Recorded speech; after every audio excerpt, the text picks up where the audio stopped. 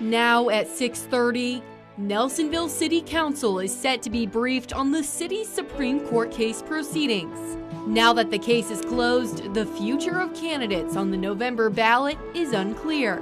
Plus, the last living hostages are home as part of a ceasefire agreement between Israel and Hamas. And in sports, the bye week is over. Ohio football returns to action this week. Newswatch starts right now.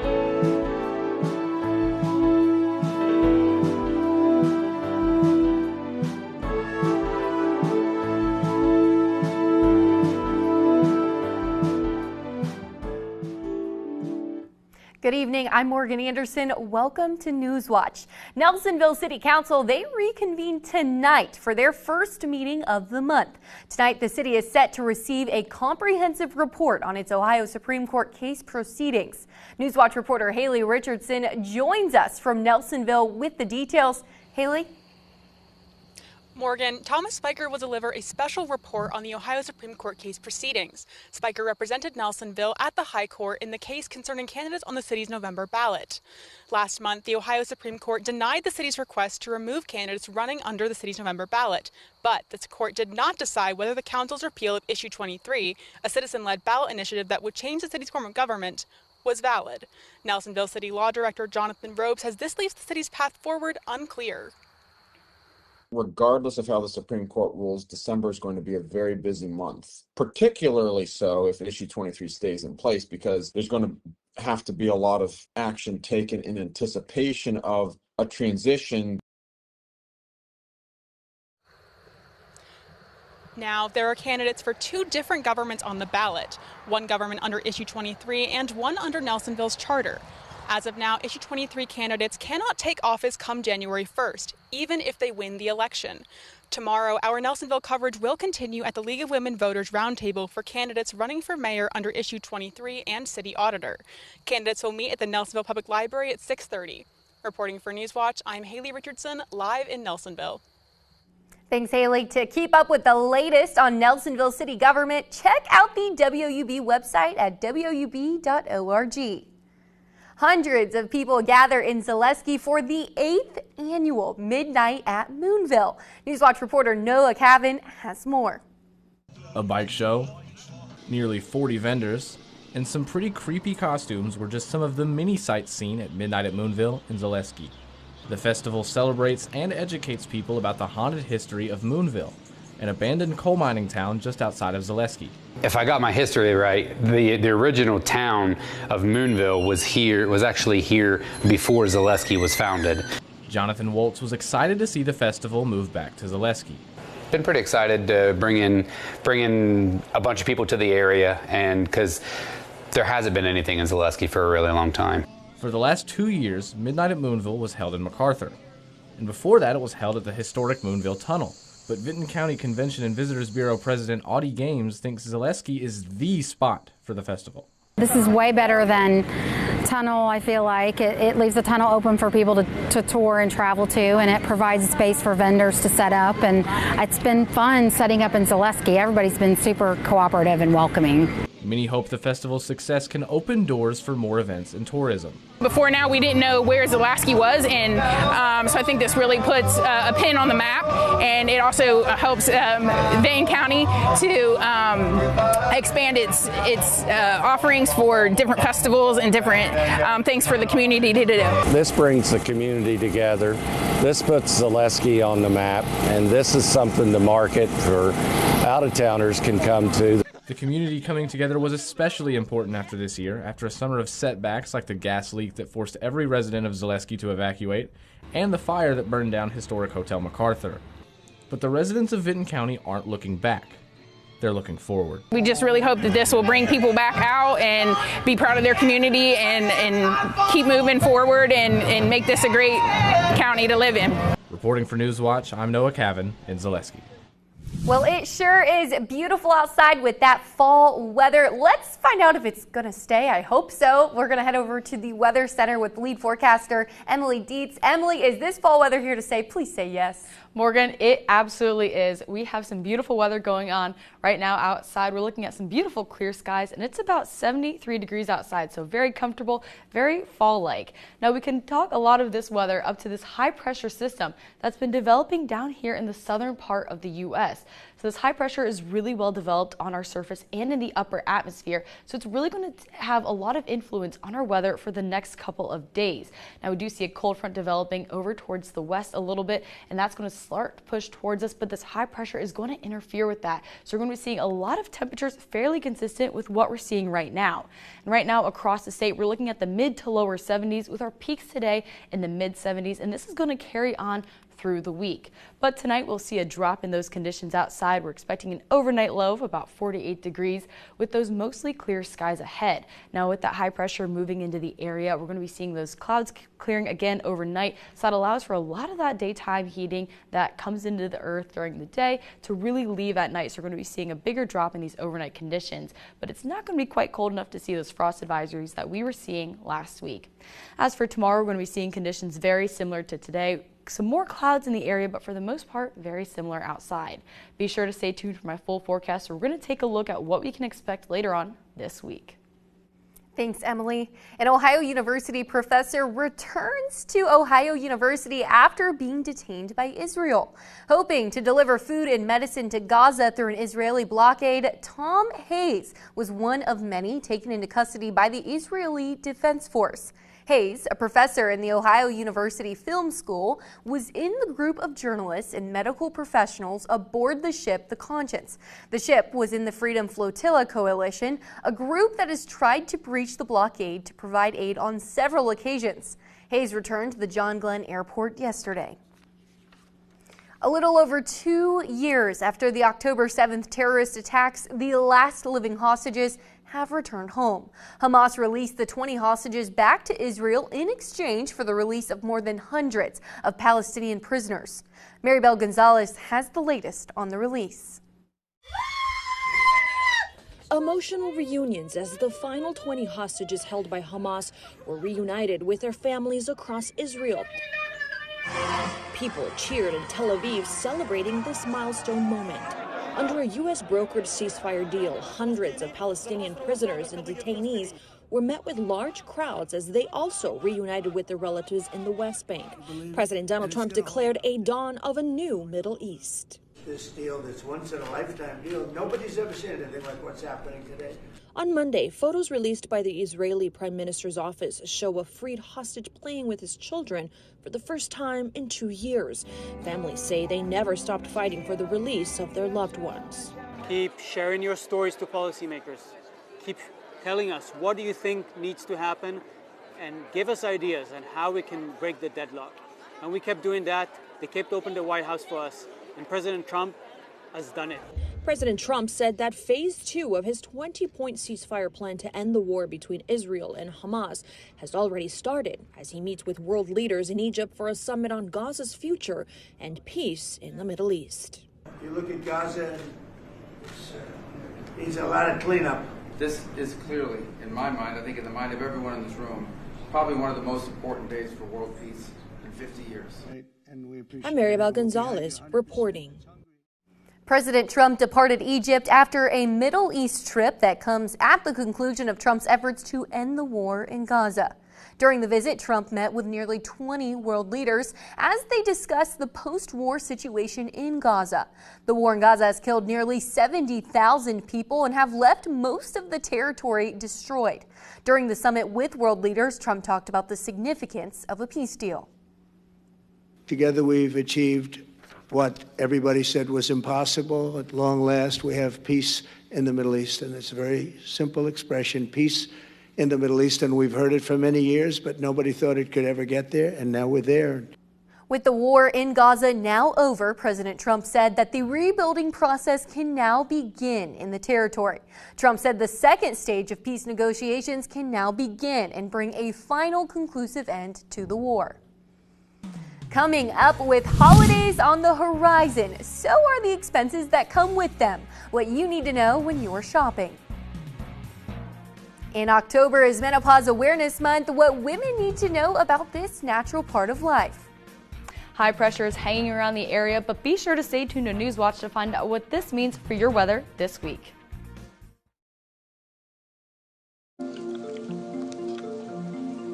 Marlee Matlin was the youngest and only deaf person to win an Oscar for Best Actress, a champion for deaf actors. She now takes you on her life's journey, the lows and the highs, in Marlee Matlin, Not Alone Anymore, on American Masters. Tuesday at 9 on WOUB. You tell stories. To evolve. To explore. The Cartober fundraising drive is on. Help give back this month by donating your used car, truck, RV, or boat to our station. Donating is easy and it's tax deductible. Just call this toll-free number. Schedule your free pickup, we'll tow it and give you a donation receipt. Can't donate a car? Spread the word by telling your friends or family. Learn more by calling this toll-free number or visiting us online.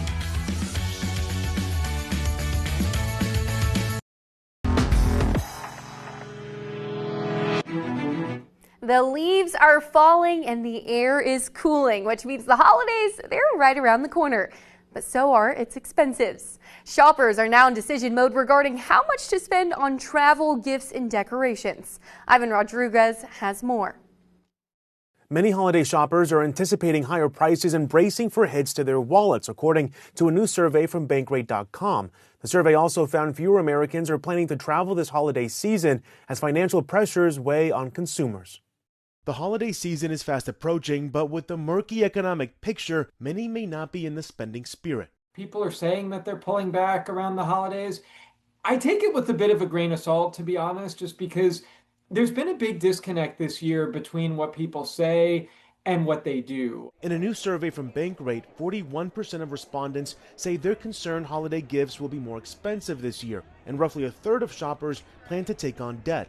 Bankrate's Ted Rossman says the survey also found fewer people are planning to travel during the period between Thanksgiving and New Year's. We see that only 21% of U.S. adults are planning holiday travel this year. Last year, it was 27%. And I'm surprised that this is going down just because through September, the TSA has actually processed more air travelers this year than last year per day. For those who are planning to go home for the holidays, Clint Henderson with the Point Sky travel platform says there's still time to book. We're about to enter the perfect booking window when prices are not too high, not too low. If you book too early for the holidays, you're going to pay a premium. And also, if you book starting after around Halloween, prices are going to start going up from there.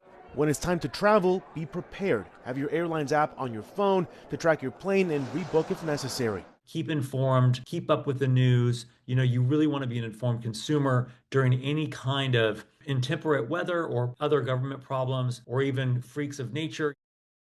The U.S. Travel Association is also projecting slower growth for travel this year, according to their latest update. They do expect higher growth rates in 2026 and beyond, driven by events like the FIFA World Cup and America 250 celebrations. In Atlanta, I'm Ivan Rodriguez. You know, I can't even believe we're talking about the holidays already. I feel like travel for the holidays makes a lot more sense, but like decorations. Oh, I know. I'm walking through the store and I'm already seeing Christmas decorations out. And then I'm looking at the date and I'm like, it's only middle of October. This is insane. But with all this talk about the holidays, nothing gets me more in the fall holiday spirit, like seeing some fall leaves. And unfortunately, my system did not like talking about the fall leaves. It wants to still see those beautiful clear skies and those summer conditions outside. So if you just give me a moment, I'm going to get those conditions back up so we can take a look at what we can expect the rest of the day today. So we have a lot of fall colors, starting to take shape in the area. We're looking at medium sort of colors going on in the eastern part of the state with the peak fall foliage expected to come in around October 20th. So about a week, then we can really start to see those colors start to shape up. But right now we're looking at very clear skies out right now, and it's about 73 degrees, so really comfortable outside. And we can give a lot of this nice weather some kudos to this high pressure system down here to the south. Now this high pressure system is really well developed in both our lower atmosphere and our upper atmosphere, so it's going to have a lot of control over our weather these next couple of days. Now what we do see is this cold front beginning to develop behind it, but what's going to happen is this high pressure, as it starts to take shape and move more towards the east coast, is it's going to turn this cold front more on its side to be more horizontal. So that means this high pressure is going to be a lot more dominant, and we're going to be seeing these conditions for the next couple of days being about that mid-70s range. Now for tonight, we can expect an overnight low of about 48 degrees with those mostly clear skies. And going on tonight, we can see that high pressure is again still move through the south, and that low pressure in that cold front is going to start to turn a bit more horizontal. But then going into tomorrow, conditions will be very similar to today with a high of 73, but a little bit more cloud coverage moving into the area. Now, as we go into tomorrow, we start to see that more horizontal shape of that cold front, and that's actually going to go on as well into Wednesday. We really start to see it take shape, and that's going to move across central and northern Ohio. And with that, we have some rainfall that's going to be pushing again toward the northern part of the state. But down here in southeast Ohio, we're not really going to see the effects of that, since that's really going to be guarded off by the high pressure that's going to be well towards the east coast by now, but still having a really large impact on our weather. And we see that reflected with our temperatures over the next few days. So Wednesday, we see a little bit of cooling going into Thursday. We're going to be about the upper 60s into the mid 60s. And then as we go later in the week, after that cold front passes, we're going to start to see a little bit of a rise in our temperatures outside, about the upper 60s into the 70s again. And then Saturday into Sunday, we're going to see the passing of another cold front, and that could cause some rain showers, which will be very beneficial to those fall colors that we are expecting. So definitely get the chance to get outside, enjoy the fall weather this week. Thanks, Emily. October is Menopause Awareness Month. More than 1.3 million U.S. women go through menopause every year. And experts say awareness can help people through this natural season of life. Mandy Gaither has 5 facts an OBGYN says everyone should know. It's a natural part of aging. Menopause is officially reached when there's been 12 months without a menstrual cycle and no other underlying medical condition. Every woman who starts having a period is going to go through menopause. OBGYN Dr. Sujatha Reddy says the first thing to know about this phase in life is that it's different for every woman. She says the transition often begins between ages 45 and 58 in a time called perimenopause, with the average age being around 52 years old. The ovaries stop ovulating, stop making hormone, and it's that drop or change in hormones that can really lead to symptoms that for some women can really affect your day-to-day life. Next, some of those symptoms can include hot flashes, night sweats, reduced bladder control, weight gain, irritability, joint pain, and dry skin. Third, menopause increases risk for some health problems, including heart disease and bone loss. For patients who are in their mid-50s and their periods have stopped, that's when I try to get a baseline bone density scan to see where we're starting, because as your estrogen stays low, you can lose more bone. Fourth, self-care can help ease the burden of symptoms. That includes regular exercise, getting good quality sleep, and maintaining a healthy weight. Reddy says limiting caffeine and alcohol may also make a difference. And finally, there are hormonal and non-hormonal treatments available. Don't suffer. Come to your healthcare provider and have a conversation. For Health Minute, I'm Mandy Gaither. Next in sports, OU football takes on Northern Illinois on homecoming weekend. Find out how the Bobcats look to bounce back after a tough loss after the break. And for the latest in Newswatch, follow us on X, Instagram, and YouTube, and stay tuned for a new episode of The Lookout coming out this Wednesday.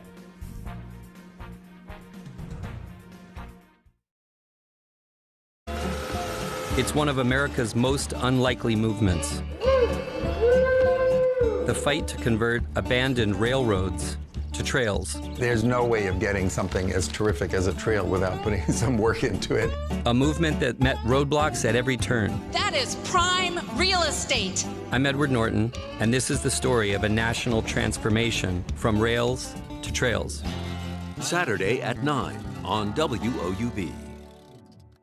Next Next time on Antiques Roadshow, we're heading back to the Southwest for an hour of vintage roadshow from Arizona. Oh, is that good? That's wonderful. Thank you. I've been in the business for 40 years, never seen this. Maybe you need to start wearing it again. No way. Have these desert treasures held their value after 15 years? Find out next time on Antiques Roadshow, Vintage Phoenix, Hour 1. Tonight at 8 on WOUB.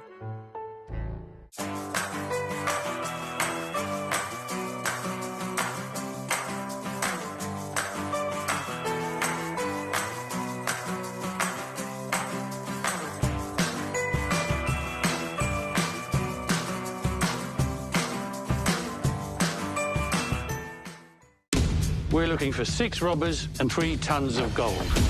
I was taught to be cautious. Let's change things up. There's a clock, and it's ticking. Nice car. What's the trunk space like? Does it have room for a body? I've nicked every villain in this city once and the good ones twice. I know how, where, when, and I'm close to knowing by who. Well, if he won't stop and we won't stop, then it's a race. Sunday on WOUB.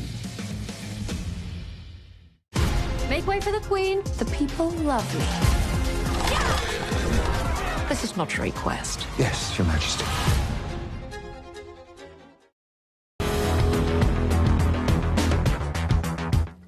Happy Monday. I'm Charlie Lusk, and welcome to sports. Homecoming is this week, which means many things, chief among them being Bobcat football being back in Athens. Coming after a bye week after a disappointing loss at Ball State, Bobcats are back in action against the Northern Illinois Huskies. Ohio is now 1-1 in conference play, meaning they'll have to be likely perfect in the MAC to get back to Detroit for the rest of the season. Good news for the Bobcats, they are undefeated at Peden Stadium since 2023.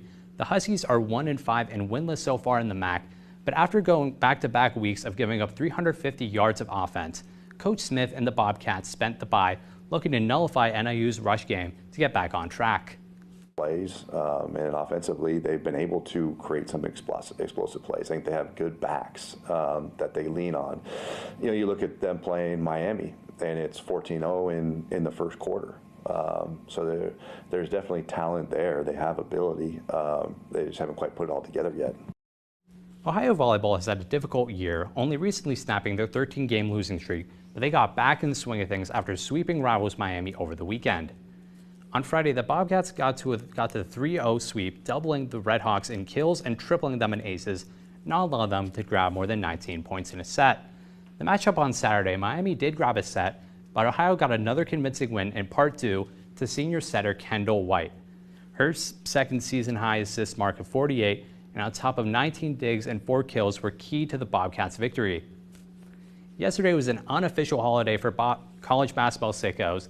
The Ken Pom men's basketball rankings came released, giving the Cats the 4th highest rankings in the conference. Ohio last year was given the top spot on the MAC to begin the last year at 117.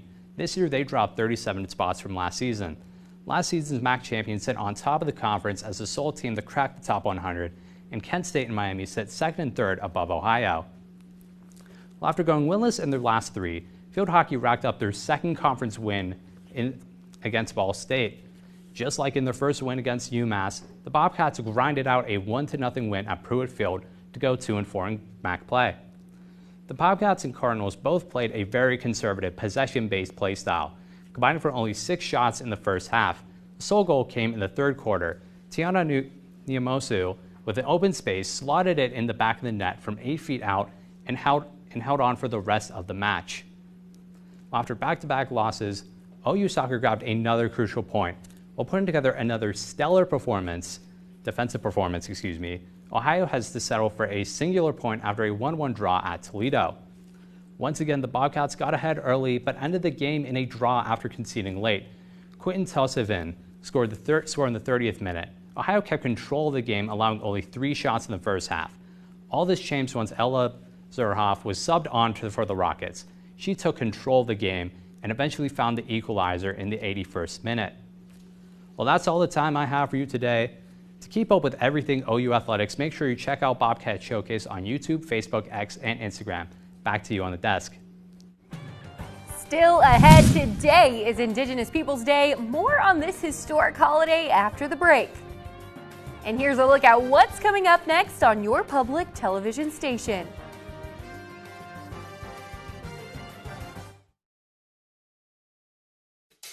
CasualWorks was not designed, created, or maintained by people who studied disability. They're people who studied opportunity.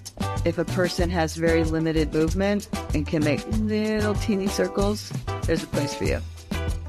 The idea of workers contorting themselves to a job is one business model. Our business model is that the job responds to the worker.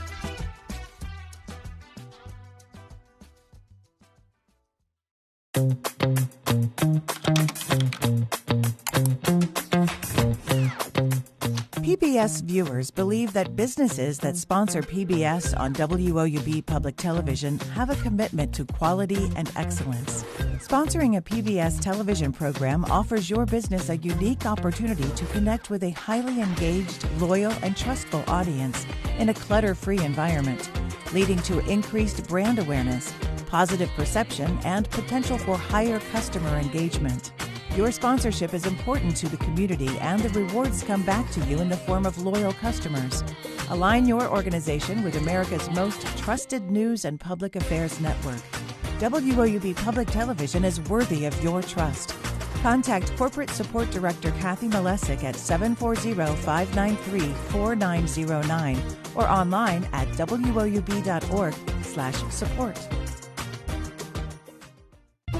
In some ways, Portsmouth was one of the last small cities to field a team and get a franchise.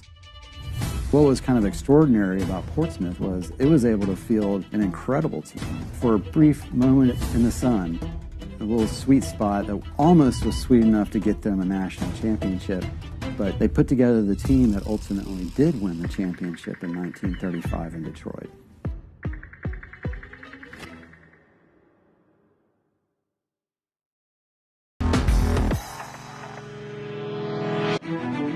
Today is Indigenous Peoples Day. Indigenous people have been living in the Americas long before Christopher Columbus's arrival in 1492.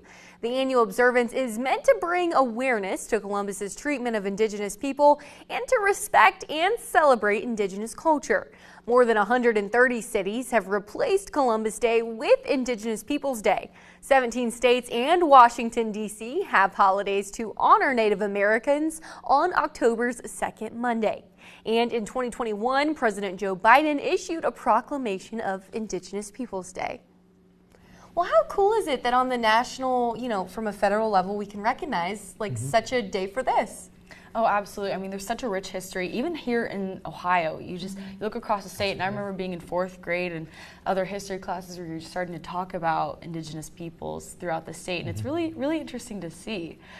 So taking a look at our final weather for tonight, we do have a lot of high pressure in the southern part of the U.S. with the cold front starting to move in, but that unfortunately is not going to really affect our area a lot. So tomorrow we'll still see the effects of that high pressure, with a high of about 73 degrees and a low of 46, partly sunny skies. And looking at our full week ahead, on Wednesday and Thursday, that's when we're really going to start to see that cold front take its shape, but that's really going to stay to the northern part of the state, which is why we're not seeing such a dramatic temperature drop. But looking at into Sunday, we do have some showers on our forecast, which will be very beneficial to those trees, the dry conditions outside, to getting those fall colors that we absolutely love to see.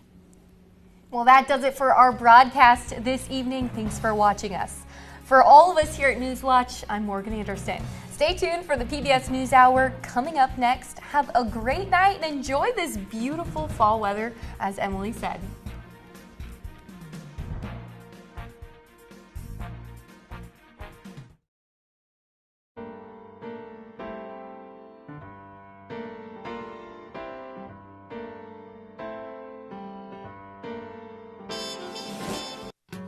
Support comes from Goldsberry Wealth Strategies, focusing on helping people achieve a life well lived with a custom strategy. With offices in Parkersburg and a new location in Athens, Raymond James Financial Services Incorporated, member FINRA SIPC. Support comes from BDT Foundation, located in Athens and Columbus, helping fund community-based initiatives dedicated to building better places. BDT, supporting organizations to realize their core purpose.